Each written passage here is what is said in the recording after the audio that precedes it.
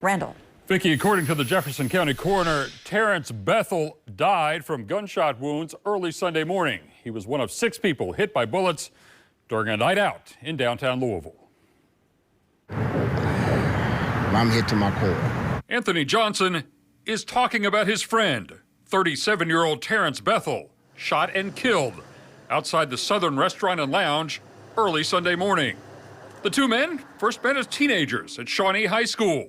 Johnson was a sophomore, Bethel a freshman. We shared a lot of milestones together. I was one of my closest friends, and I hurt. Johnson says he heard from his friend just hours before he was killed. You know, he did call. He called me at 11 o'clock, and I missed his call. 4 hours later, Bethel was dead. One of 6 people shot at 3rd and Market in downtown Louisville. Whatever happened at that restaurant that night, man, I just believe wrong place, wrong time. This lounge was allowed to stay open until 4 a.m. We know the shooting happened around 3 a.m. What we don't know is if Terrence Bethel was shot inside here or outside. But what we do know is that he died right there on that corner.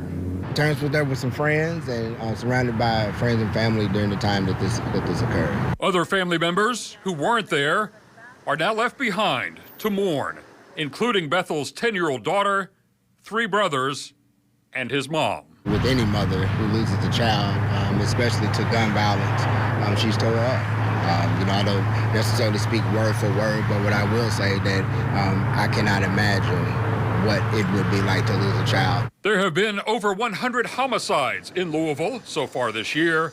Bethel now joins that unfortunate group. But friends say this man was much more than just a statistic. He was a real person who would not want to be remembered with sadness. We're going to do what we can to continue to make Terrence proud, even in his absence. I know Terrence, and Terrence would not want us to be down. Terrence would want us laughing, barbecuing, laughing, and joking. So that's what we're going to try to do. And just hours ago, authorities identified the second victim as 35-year-old Colby Banks.